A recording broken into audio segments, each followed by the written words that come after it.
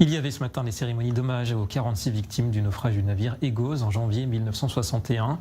60 ans depuis ce drame qui avait coûté la vie à des émigrants juifs du Maroc qui se rendaient en Israël. La moitié des victimes étaient des enfants. Cyril Amar était présent tout à l'heure à Jérusalem. On l'écoute.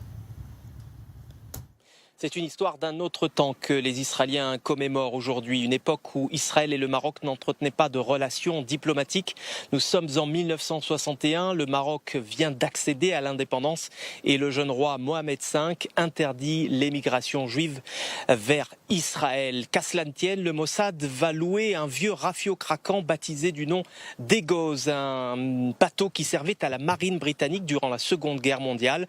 Objectif, transporter les immigrés clandestins vers la terre promise. À 12 reprises, le Mossad va effectuer cette traversée, mais à la 13e édition, dans la nuit du 10 au 11 janvier 1961, les choses tournent mal et la mer houleuse va avoir raison du vieux rafio craquant. À son bord, 44 passagers, tous périssent, il ne restera aucun survivant.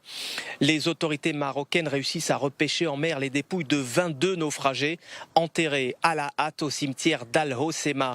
Il faudra attendre 31 ans pour que Israël réussisse à convaincre les autorités marocaines d'exhumer les ossements de ces naufragés pour venir les inhumer ici au carré du cimetière du mont Herzl où s'est tenue aujourd'hui une cérémonie officielle nationale en présence du ministre des Télécommunications Yoaz Handel, du président de la Fédération du judaïsme marocain et des familles évidemment des naufragés. Il y avait également beaucoup d'écoliers, beaucoup de jeunes issus des mouvements de jeunesse pour se souvenir de ces héros qui n'ont pas pu voir leurs rêves se réaliser. Cet événement tragique, il aura au moins eu le mérite de convaincre le Maroc de permettre l'émigration massive des Juifs marocains vers Israël. Au total, 300 000 feront le chemin vers la terre promise et peupleront cette terre dans pas moins de 111 localités à travers tout le pays. Ils sont d'ailleurs venus des 4 coins d'Israël pour se rappeler de ces 44 naufragés